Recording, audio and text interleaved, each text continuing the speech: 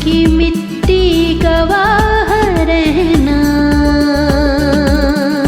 गवाह रहना।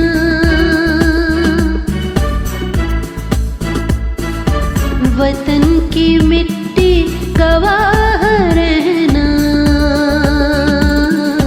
गवाह रहना।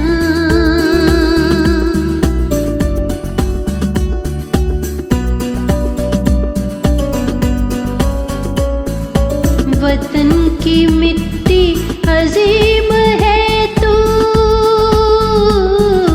अजीम तर हम बना रहे हैं, गवाह रहना। वतन की मिट्टी गवाह रहना, गवाह रहना, गवाह रहना।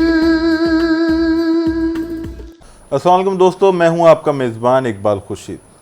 दोस्तों, कहते हैं खुशगवार ज़िंदगी के लिए मकसद ज़रूरी है, चूँकि मकसद एक कुतुब-नुमा के मानंद होता है जो आपके सिमत का तयन करता है, आपको रास्ता दिखाता है। आज जो हमारे मेहमान हैं उनका मामला ये रहा कि शुरू ही से उनका मकसद उनके सामने था और एक कुतुब-नुमा था जो उनकी समत का तयन करता रहा। इसी वजह से वो किसी भी सतह पर गुमराह नहीं हुए, अपने रास्ते से भटके नहीं। मैं बात कर रहा हूँ कई किताबों के मुसन्निफ़, एक फ़िक्री तहरीक शनाख्त के बानी जो ख़ुद को रज़ाकार कहते हैं, जनाब आदम महराज की। और इससे पहले कि हम जनाब आदम महराज से गुफ्तगू का आगाज़ करें, क्यों ना उनकी शानदार जद्दोजहद पे, उनकी काविशों पे एक नज़र डाल ली जाए। आज आदम महराज हमारे साथ हैं जो 8 किताबों के मुसन्निफ़ हैं। उन 8 कुतुब में से 6 एक ख़ास मकसद के तहत लिखी गई।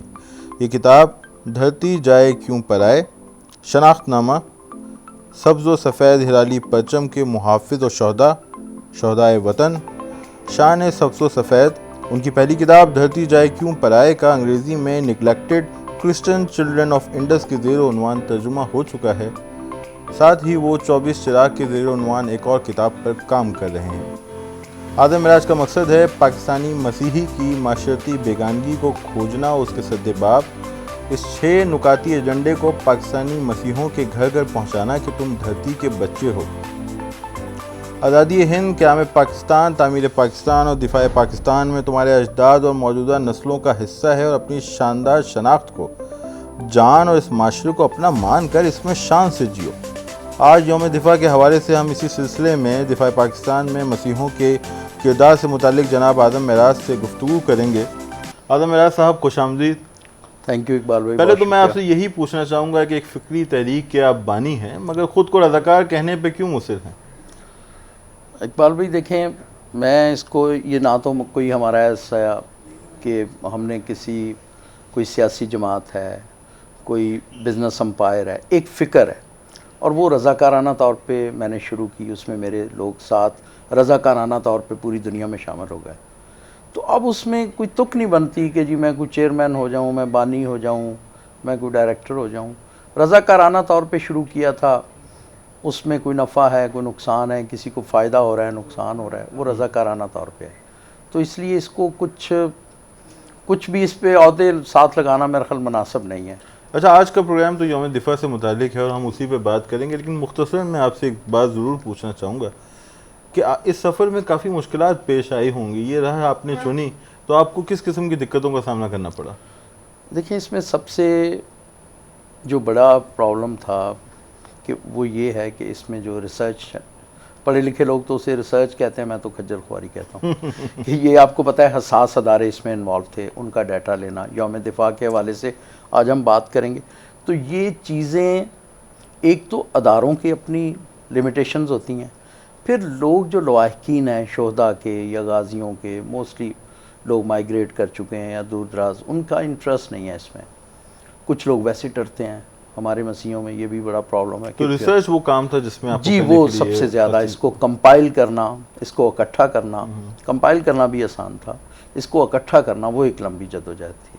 अच्छा, आज तो हमारा मौजू, आपने तो 6 आपके नुकात हैं और आप दिफा पाकिस्तान और तामीर पाकिस्तान में भी मसीही बरादरी या मसीही कम्युनिटी के किरदार की बात करते हैं, लेकिन आज यौम दिफा हमारा ख़ास मौजू है। तो ये बताइए कि दिफा पाकिस्तान में भी मसीही बरादरी की खिदमात हैं, किरदार हैं, और अगर हम बिल्कुल आगाज़ से शुरू करें 1947 से, तो रोशनी डालिएगा इस पाकिस्तानी मसीहों से मुतालिक, उनके किरदार से मुतालिक? देखें, पाकिस्तान, हिंदुस्तान, बांग्लादेश, इन तीनों की अफवाज का ताल्लुक किसी न किसी तरह ब्रिटिश इरा से रहा है, बरतानवी दौर से, क्योंकि अफवाज पाकिस्तान, हिंदुस्तान, बांग्लादेश, इनकी जड़ें तो ज़ाहिर है बरतानिया ने यहाँ फ़ौज कायम की।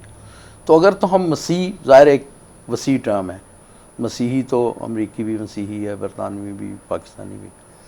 तो उस तरह देखें तो अगर हम इसमें बरतानवी मसीहों को ऐड कर लें तो बहुत से लोगों को शायद नहीं पता कि हमारे पहले 7 services chief, 2 army chief, 4 air force और 1 नेवल चीफ मसीही थे। वो बरतानवी मसीही थे और ये शायद 52 या 51 तक रहे। ये इस किताब में मैंने उनका भी सरसरी जिक्र कर दिया। ये नहीं कि हम ये क्लेम करते हैं कि जी हमारा कोई उनसे नस्ली ताल्लुक़ है, लेकिन वो एक पाकिस्तान की तारीख़ है और लफ्ज़ मसीही साथ लगा हुआ है। फिर PMA को बनाने वाले ब्रिगेडियर साहब, फिर अभी एक इंग्लैंड में एक बायोग्राफी छपी है, द गिलगित रिबेलियन। हाँ, वो एक मेजर अलेक्जेंडर हैं कुछ उनका नाम, अलमारूफ मेजर विली। तो वो मैंने थोड़ी बहुत खंगाली है, तो वो पता चला कि आज़ादी कश्मीर में उस बंदे का बहुत बड़ा रोल रहा है। उसने बरतानवी अफवाज से बगावत करके वो कश्मीरी मुजाहिदीन के साथ था। अच्छा। वो पढ़ने वाली चीज़ है, मैंने सरसरी उनका जिक्र किया। तो ये एक्चुअल तो पहले से ही शुरू हो जाता है, पाकिस्तान बनने से पहले ही। उसके बाद फिर हमारा फोकस है मेन जो मकामी मसीही है, कि मकामी मसीही जो हमारे 6 नकात में से पहला है कि आप पाकिस्तानी मसीही इस धरती के बच्चे हैं और उनका आज़ादी हिंद, क़याम पाकिस्तान, क़याम पाकिस्तान, तामीर पाकिस्तान और दिफा पाकिस्तान उसका एक जुज़ है। तो वो हम देखें तो 1948 में पहला मार्का होता है। उसमें 1948 में हमें शवाहिद मिलते हैं कि एक शहीद यूनसवल कैसर, वो 1948 में अपनी जान देता है जहाद कश्मीर में। उसके बाद फिर 1948 की जो वार थी उसमें दोनों तरफ से, इंडिया और पाकिस्तान की तरफ से एयरफोर्स इस्तेमाल नहीं हुई थी। पाकिस्तानी एयरफोर्स सिर्फ सॉर्टीज़ करती थी, सॉर्टीज़ नहीं सॉरी, वो ड्रॉप मिशन करते थे। जो बॉर्डर पे हमारी अफवाज थी उनको असला और राशन वगैरह सप्लाई। तो अगर हम एयरफोर्स की हिस्ट्री पढ़ें तो एक किरदार हमें मिलता है, बाद में वो एयर कमोडोर रिटायर्ड हुए, उनको सितारे जुरत मिला, एयर कमोडोर डोगर। उस वक्त वो शायद फ्लाइट लेफ्टिनेंट या स्क्वाड्रन लीडर थे। तो वो ड्रॉप मिशन करके आ रहे थे, उनके साथ एक यंग फ्लाइट लेफ्टिनेंट जिसने ऑप्ट किया था क़याम पाकिस्तान के वक्त बरतानवी एयरफोर्स से पाकिस्तान ऑप्ट किया था, और वो पाकिस्तानी थे। वो शांति नगर में पैदा हुए, एक साउथ पंजाब में एक गांव है मसीहों का। वो भी उस मिशन में साथ थे उनके। ये अपना ड्रॉप मिशन करके आ रहे थे। जो सीनियर अफसर थे डोगर साहब, वो आराम कर रहे थे और जहाज़ ये उड़ा रहे थे। तो इसी दौरान इंडियन तैयारे ये श्रीनगर की तरफ से आ रहे थे, तो इंडियन तैयारे उड़े। उन्होंने इनको वार्निंग दी कि भाई आप श्रीनगर पे उतर जाएं और वरना हम आपको शूट कर देंगे। तो अफरा तफरी में वो भी उठ गया, उन्होंने संभाल लिया। और वो शायद मेरे ख्याल पाकिस्तान एयरफोर्स के पहले आदमी थे जिन्होंने खून बहाया अपना।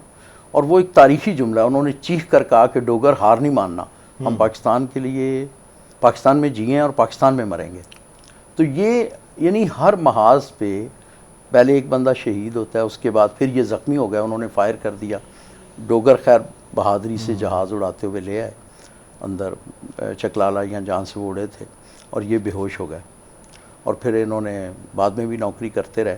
टैक्सला में दफन है। अब हमारी तहरीक शनाख्त के रज़ाकार जब से हमने उनको खोजा है, वहाँ हर 6 सितंबर को उनकी कब्र पे पहुँचते हैं, फूल वूल चढ़ाते हैं और अपनी एक शनाख्त दिखाते हैं लोगों को। तो इसी तरह के शानदार किरदार जिन्हें हम भुला बैठे थे या जिनके बारे में हम जानते नहीं थे, उन्हें आप खोज के सामने लाए। तो आपने 48 के मार्के का जिक्र किया, लेकिन 65 का वो मार्का है जो पाकिस्तानियों के जहनों में महफूज है, और वहाँ मसीहियों ने ना सिर्फ बहादुरी की दास्तान रकम की बल्कि अपने नाम तमगे भी किए। तो उसकी कुछ तफसीलात हमें बताइए। देखिए 1965 हमारे पास, जिस पे जब से ये मेरी रिसर्च छपनी शुरू हुई है किताबी शक्ल में, तो हम 7 सितारा जुरत मसीहों को मिले हैं।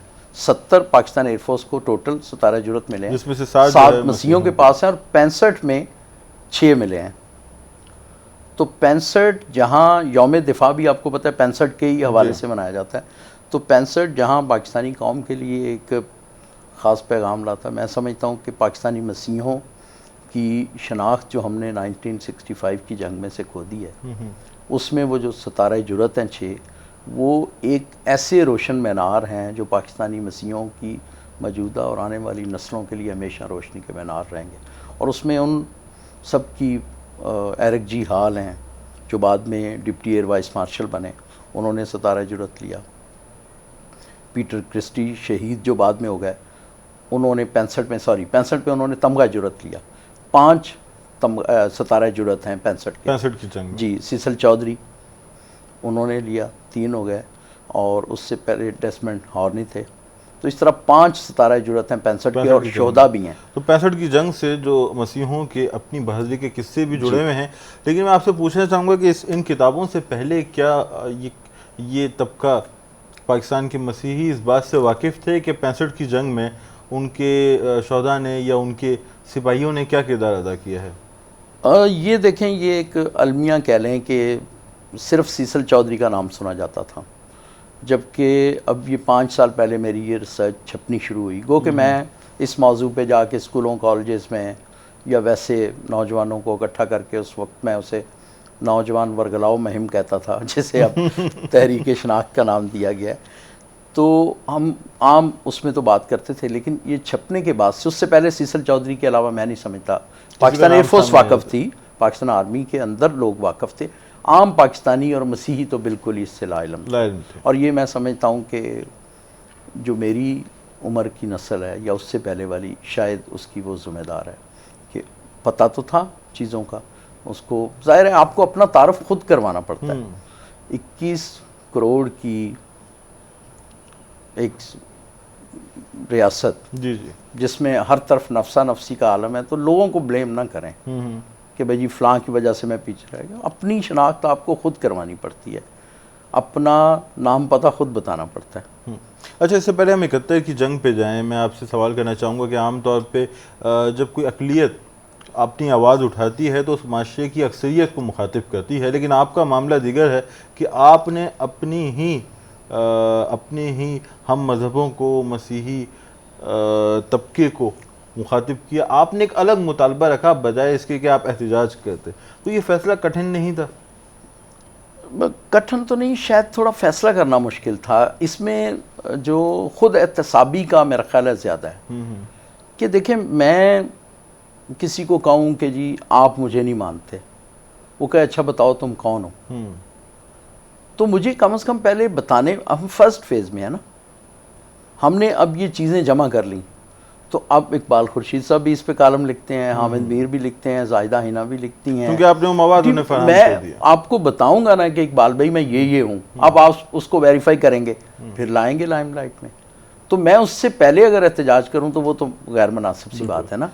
तो आपका जो बड़ा डिसीजन था वो ये कि शिकवे शिकायत करने के बजाय आपने खुद एहतसाबी का अमल शुरू किया और शनाख्त की खोज की समझ गए, उसी से आपकी ये तहरीक सामने आई। तो अब हम बात करते हैं 71 पे। 71 के साथ हमारे कुछ सदमे भी जुड़े हुए हैं, दुख जुड़े हुए हैं, लेकिन साथ ही हमारे सिपाहियों ने, जवानों ने बहादुरी की दास्तान रकम की, जिसमें मसीहों का भी किरदार है। तो उससे भी मैं चाहूँगा कि आप अपने तजुर्बात, अपनी रिसर्च हमसे शेयर करें। देखें, अब तक क़याम पाकिस्तान से अब तक मेरी रिसर्च के मुताबिक कोई 86 शोहदा हैं जो मसीही हैं, जिन्होंने अर्ज़ पाक पे अपनी जानें कुर्बान की हैं। उनमें कुछ स्टोरीज़ ऐसी अट्रैक्ट करती हैं या आदमी को झंझोड़ के रख देती हैं। 71 में 31 पंजाब की पोस्टिंग थी बांग्लादेश में, तो एक नौजवान लेफ्टिनेंट जिसकी उम्र शायद 17 साढ़े 17 साल है, एग्जैक्ट इसमें लिखी हुई उसकी डेट ऑफ,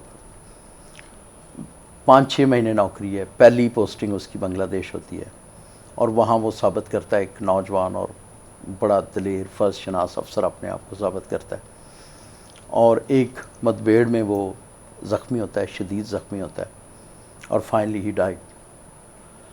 2 साल बाद 12 को या शायद 14 को वो शहादत होती है, एग्जैक्ट इसमें लिखी हुई, 14 दिसंबर को, 16 को डाका फाल हो जाता है, हमारी फ़ौज जो वहाँ है वो कैद हो जाती है। तो उसका जिस डॉक्टर ने ऑपरेशन किया ऑपरेशन टेबल पे, वो उसके घर वालों को मिलता है और उसके भाई को बताता है। उसके भाई ने मुझे सॉरी कनाडा से ये मेल भेजी और उसमें ये वाक़या लिखा। उसने कहा वो उस डॉक्टर ने बताया कि ये जब ऑपरेट कर रहे थे हम उसको, तो उसने अपने डॉक्टर को कहा कि डॉक्टर साहब ये बुलेट जो निकाल रहे हो मेरे सीने से, ये मेरी माँ को देना। अच्छा। और उसे कहना कि ये तुम्हारे बेटे ने मादरे वतन की आज़ादी के लिए गोली सीने पे खाई थी। वाह। उसका नाम था लेफ्टिनेंट डैनियल अतारत। 71 में मसीहों का इस तरह का किरदार था। और 71 में जो हमारे कसूर और वाघा बॉर्डर पे जो 18 यूनिट्स डटी हुई थी ना दिफा के लिए, जी जी। उनमें से 9 के सीओ क्रिश्चियन थे। अच्छा। फिर इसी तरह का एक शहीद जो 2 दफ़ा सतारा जुरत, 1 दफ़ा सतारा बसालत, wing commander Mervyn Leslie Middlecoat, Mervyn, जिनकी आप समझें कि लहू पे ये पूरी तहरीक खड़ी हुई है। क्योंकि उन्हीं के बारे में मेरा इंग्लिश अखबार में आर्टिकल छपा तो ये शोहदा का डाटा मिला, वरना बहुत मुश्किल हो रहा था। वो भी क्या जांबाज किस्म के अफसर थे। 65 के सतारा जुरत थे और एक जेंटलमैन, बहादुर, फ़र्ज शनास। और ये जो जुमला, ये किताब भी मैंने उन्हीं को डेडिकेट की है, शोहदाए वतन भी उन्हीं को डेडिकेट की थी। उन्होंने एक वो लंबा वाक़या बहुत दफ़ा रिपीट हो चुका है उनकी बच्ची को, वो आपको यूट्यूब पे भी अवेलेबल है, हर किताब में लिखा होता है। अब वो ज़बान ज़द आम है कि उन्होंने अपनी बच्ची से किसी ने कोई बदतमीज़ी की बात की तो उसने अपनी बच्ची को कहा कि बेटा ये इस सफ़ेद झंडे का, इस झंडे का सब्ज़ सफ़ेद हलाली परचम का जो वाइट हिस्सा है ये आपका है जी, और इसका जो ग्रीन हिस्सा है वो तुम्हारे उस मुसलमान दोस्त का है जिसने तुम्हारे से बदतमीज़ी की है कि ये तुम्हारा मुल्क नहीं है। तो हमें अपने इस वाइट हिस्से में जो पोल है इसको थामे रखना है ताकि क़यामत ये हमारा सब्ज़ सफ़ेद हलाली परचम आज़ाद फ़ज़ाओं में लहराता रहे। ये बहुत ही खूबसूरत बात है। तो मैं आज़म साहब से पूछना चाहूँगा कि उनकी 8 कुतुब आ चुकी हैं जिसमें से 6 इसी मौजू पे हैं। तो मार्वन लेस्ले की ज़िंदगी को आपने खासा लिखा, लेकिन उन्हें, उनकी शख्सियत को, उनकी खिदमात को एक किताब की सूरत देने का इरादा है? जी, मैं एक्चुअल काम इतना ज़्यादा है कि जब हम रिसर्च करते हैं ना तो फिर चीज़ें इतनी, अब इन्हीं किताबों में से वो जो 24 चिराग है, जब हमने डेकोरेशन वाले लोग गिने तो पता चला कि 30 लोगों को 7 सितारा, 30 लोगों में से 24 लोगों को बहादरी के एजाज़ात मिले हैं, जिनमें से 7 सितारा जुरत, 3 तमगा जुरत, 9 सितारा बसालत और 11 सितारा तमगा बसालत हैं। अब इन 24 लोगों को जमा किया और 24 चिराग के नाम से ये किताब कंपाइल की है जो कुछ दिनों में आ जाएगी। तो ये बहादुरी के, दिलेरी के 24 चिराग हैं। अच्छा, जंग का हम तस्करा कर रहे हैं तो बज़ाहिर 71 की जंग हुई जो दुबदू लड़ी गई, लेकिन एक अंदरूनी जंग का हमें मुसलसल सामना है और कुछ अर्से पहले तक हम दहशतगर्दी के ख़िलाफ़ जंग से नबद आज़मा थे, अब भी हम उससे लड़ रहे हैं, उसे शिकस्त देने में हमारी पाक फ़ौज जुटी है। तो इसमें हमारे मसीहों का भी किरदार है, भरपूर किरदार है, और वो भी पाक फ़ौज के शाना बजाना उसके साथ कदम से कदम मिला के इस जंग में हिस्सा ले रहे हैं। उसमें जी देखें, एक हमारे शहीद हैं, शहीद मेजर सरमस रऊफ़, सही, जिनकी टीवी पे रिपोर्ट देख के उनकी शहादत की तो मैंने ये सोचा कि मुकम्मल शोधा का डाटा क्यों ना निकाला जाए। यानी उन्हीं से आगाज़ हुआ, उन्हीं से आगाज़। उनकी शहादत का मामला वो 2007 की बात है। वो इसी जो हमारी इस वक्त जंग चल रही है के शहीद हैं, वो कारगिल में गाजी थे। और इस किताब में मैंने एक हैदरान के साथी के नाम से चैप्टर ऐड किया। वो मेजर सरमस रऊफ़ तमगा बसालत हैं। वो कारगिल में उनकी ये एक सिग्निफिकेंस है उनकी शख्सियत के, हैदरान के साथी होने की, कि वो लालिक चांद और कैप्टन करन शेर खान के उसी महाज पे उनके साथ थे। और उनसे डायलॉग्स वगैरह वो भी इस किताब में दर्ज हैं। तो उसमें भी अभी बल्कि रिसेंटली हमारे एक गाजी हैं कर्नल जूलियन, उनको भी तमगा बसालत मिला है। तो हर जगह एक्चुअल 1948 से ऑनवर्ड इस रिसर्च का मकसद ही ये है कि ये धरती का जो बच्चा है, जो हज़ारों साल से इस धरती का बच्चा है, ये जब से ये रियासत वजूद में आई है उस वक्त से लेके अब तक ये अपने दूसरे बच्चों के साथ, बेटों के साथ, बेटियों के साथ अपना किरदार हर महाज पे खड़ा हुआ है। अच्छा, हैदरान के साथी जब हम सुनते हैं और किताब में भी ये उन्वान देखते हैं तो ये हमारी दिलचस्पी महमीज़ करता है, हमारी ख्वाहिश होती है कि हम इसकी मज़ीद तफसीलात आपसे जानें। तो आपने मुख्तसरन तज़किरा किया, लेकिन ये ख्याल कैसे पनपा और इसका फ्रेम क्या है, उस पर कुछ रोशनी डालें। इसका देखें फ्रेम, जैसे मैंने ये किया तो दो तो हैदरान के साथी ये हो गए, यानी एक मसीही हमारे। और मैं आपको एक हैरान कुन बात बताऊं कि शायद पूरे पाकिस्तान में ये उर्दू की पहली किताब है जिसमें 11 निशाने हैदर आपको मिलेंगे। 11 नॉर्मल 10 को ही जानते हैं। ये हमारे एक एक्चुअल 1948 में नायक सैफ अली जंजवा शहीद हुए थे, उनको हिलाल कश्मीर दिया गया था।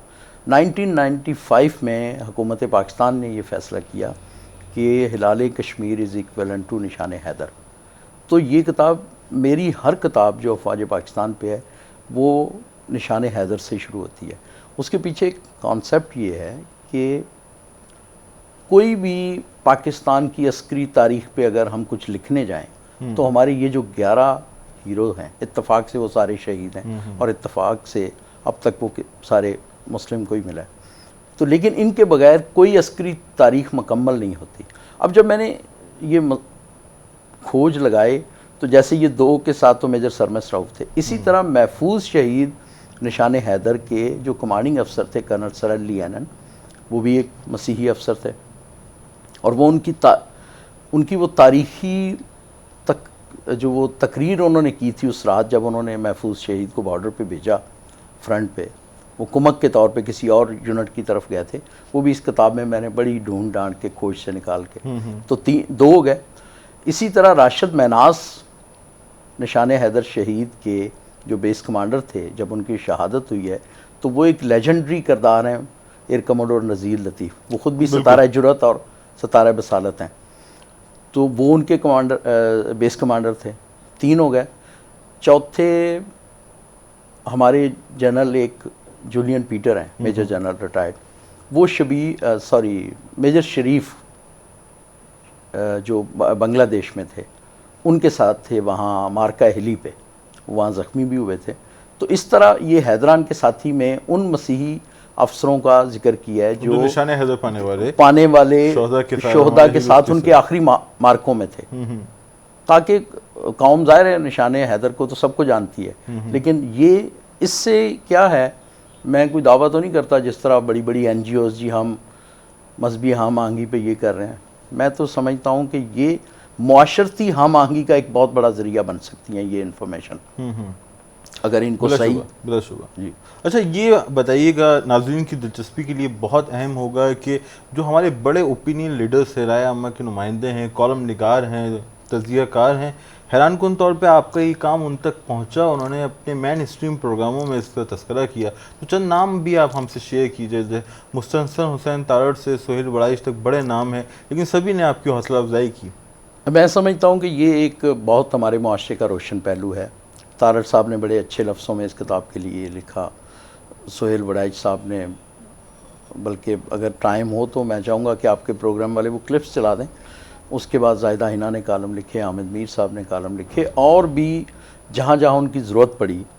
यानी मैं समझता हूँ कि ऐसी जगहों पे भी मेरी किताबों पे प्रोग्राम हुए हैं जहाँ 100 लोग बैठे हुए हैं और 1 या 2 मसीही बैठे हुए हैं, और लोगों ने मेरी घंटे घंटे की बक मुसलमान भाइयों ने इस मौजू पे सुनी कि मैं मसीहियों के शनाख्त के लिए क्या कर रहा हूँ, और बहुत ही ज़्यादा दिलचस्पी से सुनी। अच्छा, इस सफ़र में जाहिर सी बात है हमारे मनपसंद मुसन्निफ़ मोहम्मद हनीफ़ ने भी आपसे मुताल्लिक इज़हार ख़याल किया और आपकी हिमायत की, सपोर्ट की, आपके कॉज की। तो इस तरह आपको ऐसे लोग मिलते रहे कि आपका कॉज आगे बढ़ता रहा? जी बेशक, हम ख्याल लोग और जो भी लोग, मेरा ख्याल है कि जो रियल एक तो देखें हुब्बुल वतन के सर्टिफिकेट बांटना और गरदारी के, लेकिन जो मैं समझता हूँ कि जो वाकई इस मुल्क को प्यार करने वाले लोग हैं, वो फिर किसी भी इकाई को छोड़ना नहीं चाहते। अच्छा, एक सवाल हमारे जहन में पनपता है कि ये यहाँ मुसलमानों की अक्सरियत है और शहदा का जो तस्वुर है वो मुसलमानों से नथी है आमतौर पे। अलबत्ता आप मसीही शहदा का तस्करा लेके आए, तो उस पर क्या रद्दअमल रहा और आपके जहन में क्या ये ख्याल था कि इस समत काम किया जाए? देखिए, मैं पहले भी कई दफ़ा जिक्र कर चुका हूँ कि मैं 10 साल अदब के ज़रिए पाकिस्तानी मसीही, एक्चुअल ये सारा इशू तहरीक शनाख्त का जो जिस मकसद जिस इशू को एड्रेस करती है वो है मुआशरती बेगानगी। क्योंकि अगर आप किसी मुआशरे से बेगाने होंगे तो आप उस मुआशरे में तरक्की नहीं कर सकते। ये है इसकी जो ख़ास पॉइंट है। अब मैं 10 साल अदब से उनको जोड़ता रहा तो उनका कोई इंटरेस्ट नहीं था। फिर आप किताबें, अदबी किताबें बांटते रहे कि जी आप मुआशरे से जुड़ जाएं, लेकिन कोई नहीं जुड़ता। तो एक जो देहाती जो दानिश होती है या इस तरह की जो सदियों से हज़ारों साल से चली होती दानिश होती है, मुझे किसी पिछले 6 सितंबर पे एक प्रोग्राम में बहुत सारे स्टेज पे मुस्लिम अफसर्स बैठे हुए थे। तो एक हमारे कोई नेवल अफसर थे, उन्होंने बड़े प्यार से मोहब्बत से कहा कि शहीद तो मतलब जान कुर्बान करने वाले का तो वतन पे जान, वो शोहदाए वतन होता है, ये क्या कि वो उसको मज़ाहिब में बांट दिया जाए। तो मैंने एक बात उनको बताई थी जो आपसे भी शेयर करता हूँ, मुझे वो बड़ी क्लिक करती है। जब मैं 10 साल इसमें नाकाम रहा कि लोगों को का इंटरेस्ट नहीं पैदा कर सका, तो मुझे लगा कि जब तक आपका किसी सोसाइटी में, मुआशरे में, घर में, कारोबार में, किसी में आपका स्टेक ना हो तो फिर आपका उसमें इंटरेस्ट भी उतना ही डेवलप नहीं होता। तो आपने वो स्टेक पैदा करने की कोशिश की। स्टेक की मैं आपको एक मिसाल देता हूँ कि गांव देहात में चरवाहे जो है ना, प्रोफेशनल चरवाहे, वो माल मवेशी लेके जाते हैं। पुराने ज़मानों में तो वो 6 महीने बाद अनाज ले लेते थे। जब बार्टर सिस्टम ख़त्म हुआ तो अब वैसे ले लेते हैं। अब वो किसी के 50 जानवर होते हैं, किसी के 5 होते हैं, किसी के 10, और किसी की कोई एक बकरी या एक बच्चिया होती है, जिसको पंजाबी में कट्टी बच्ची और बच्चिया कहते हैं। अब वो ये गांव देहात में ये रूटीन का लफ्ज़ है कि शाम को जब वो वक्त होता है, जब लोगों के माल मवेशी डोर डंगर वापस आ रहे होते हैं, तो आप फ़र्ज़ करें मैंने कहा इकबाल भाई को कि इकबाल भाई ज़रा बाज़ार चलना है या करीबी गाँव, तो इकबाल भाई कहेंगे कि नहीं यार मेरा तो माल आ रहा है। माल का मतलब होता है रेवड़, पंजाब में रेवड़ को माल कहते हैं। तो वो एक बकरी वाला भी पूरे रेवड़ को बकरी की वजह से ऑनरशिप दे देता है। तो मैं समझता हूँ कि ये जो 86 मसीही वतन पे जान कुर्बान करने वाले हैं ना, जब से मसीहों को ये पता चला है तो अब उनको वो जो 50,000 हैं या 86,000 हैं, वो सारे उनसे वो जुड़ गए हैं, वो ऑन करने लगे, वो माल हो गया। अब वो एक बकरी वाले का पूरा माल रेवड़ उसका हो गया। बिल्कुल। तो आपने ये एहसास दिलाया मसीहों को कि वो इसी धरती के बच्चे हैं और इसकी दिफा के साथ साथ इसकी तामीर और इसके क़याम में भी ना सिर्फ उनके बुज़ुर्गों का बल्कि उनकी मौजूदा नस्ल का भी बड़ा किरदार है। और इसी एहसास के साथ आप आगे बढ़े। तो चूँकि हम आपकी जद्दोजहद को देख रहे हैं, आपको जानते भी हैं और ये तस्करा भी हुआ कि आपकी 8 कुतुब हैं जिनमें से 6 एक ख़ास मकसद के तहत हैं, तो 2 कुतुब आपकी और हैं। तो वो जो आपका कारोबार है रियल इस्टेट का, उसे आपने टच दिया है या उसकी जानिब तवज्जो कम है? सारी तवज्जो इस तहरीक, इस मकसद की जानिब है। तो ये मुश्किल फ़ैसला नहीं था घर वालों की तरफ से, आपके अहबाब की जानिब से कभी ये बात की गई कि आपने अपने कारोबार और आम ज़िंदगी को छोड़ के सब कुछ इस तहरीक के लिए वक्फ़ कर दिया है? मुश्किल है, लेकिन ज़ाहिर है अगर आपको कोई, अब इसको खुशफहमी कह सकते हैं, अगर आपको खुशफहमी हो जाए कि ये कोई बड़ा काम है तो फिर कुछ कुर्बानी तो मांगती है, खराज तो देना पड़ता है और वो खासा है। लेकिन अभी तक तो मैं समझता हूँ कि उस कारोबार की बदौलत इसमें भी सरवाइव कर रहा हूँ, वरना तो बहुत वरना फ़कत अगर आप तहरीक के साथ नहीं होते तो फिर ज़ाहिर है, क्योंकि हमारे यहाँ NGO कल्चर बहुत ज़्यादा है और आप फिर किसी से फ़ंड लें, चंदा मांगें, तो वो ज़ाहिर है अभी मैं शायद दीवानगी को उस हद तक नहीं पहुँचा। तो खुदा उस वक्त से बचाए भी ये इसी तरह चलता रहे, सेल्फ सस्टेन, बजाय इसके कि कोई बंदा जिसको भी अपनी शनाख्त की तड़प है तो वो 200-400 की किताब खुद ले ना, उसको इसके लिए कहीं से क्यों फंड चाहिए? ठीक, अगर वो एक 50, 60, 70 साल चलने वाले डॉक्यूमेंट के लिए 200-300 रुपये खर्च नहीं कर सकता, तो फिर उसके लिए अगर कहीं ये वाला खर्चा बाहर से भी आ गया तो उसके लिए फ़ायदा नहीं है। फ़ायदा नहीं है। तो ये इसी तरह रहे तो बेहतर है कि थोड़ा बहुत काम की तरफ, लेकिन ये कुछ बढ़ता जा रहा है जुनून। अच्छा, हमारे व्यूज़ जो हैं वो जाहिर सी बात है इसमें मसीहों के अलावा बाकी लोग भी देख रहे हैं, और आपके सामईन में ये बड़ी हैरानकुन बात है कि मुसलमानों की भी अक्सरियत होती, बल्कि अक्सरियत उन्हीं की होती है, और वो भी उसी तरह आपके पैगाम को तवज्जो से सुनते हैं। तो अब आप नाज़रीन को क्या ख़ास पैगाम, कोई बात कहना चाहेंगे, कोई मशवरा देना चाहेंगे? देखें, जो भी जब से इंसान ने मुआशरे बना के रहना शुरू किया है, तो बनाने वाले, इसकी तामीर वाले, इसके बानी सब काबिल एहतराम होते हैं किसी भी मुआशरे मुल्क के। लेकिन जो लोग अपने वतन के दिफा के लिए अपने आप को पेश करता है, वो उसको हमेशा से बहुत अच्छा जाना चाहता है। और उनकी कुर्बानियों को देखें, एक पीटर क्रिस्टी हो या मेजर शबीर शहीद हो, जब 1.5 साल का बच्चा शहीद छोड़ के चले जाते हैं, तो हम उनको खराज तहसीन, एक तो ये है 6 सितंबर को, एक ये है कि हत्तल वसा कोशिश करें कि इस मुल्क को हमारे किसी अमल की वजह से नुकसान ना पहुँचे, वरना उन शहदा का लहू ज़ाया चला जाता है। अगर हम अपने धंधों से बाज ना आएँ और साथ ही 6 सितंबर भी ज़ोर शोर से मनाते रहें, तो फिर वो कोई मज़ेदार बात नहीं है।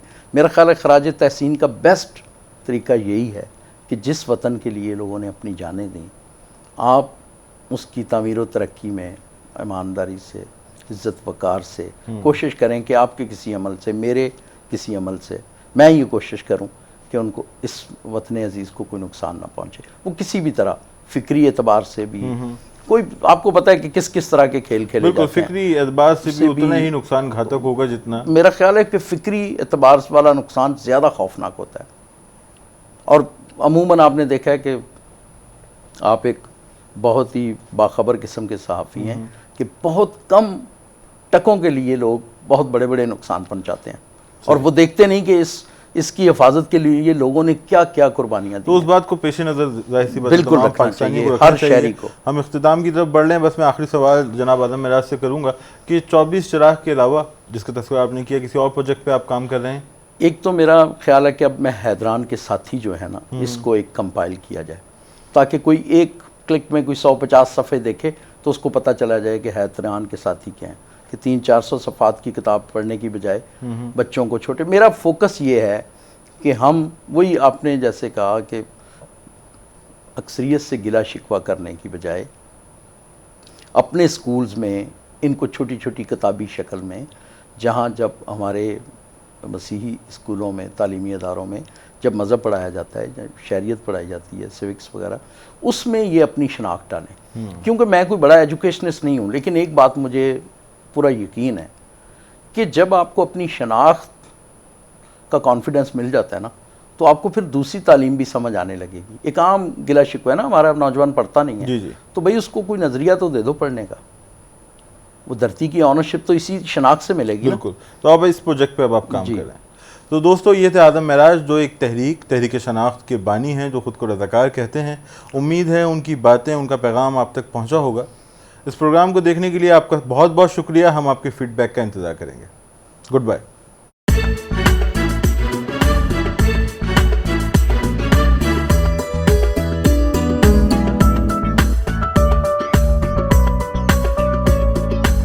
वतन की मिट्टी गवाह रहना, गवाह रहना,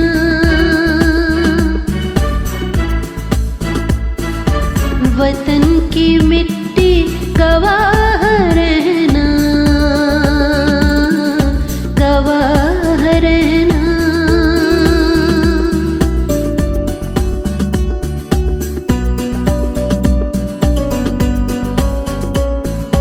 वतन की मिट्टी अजीम है,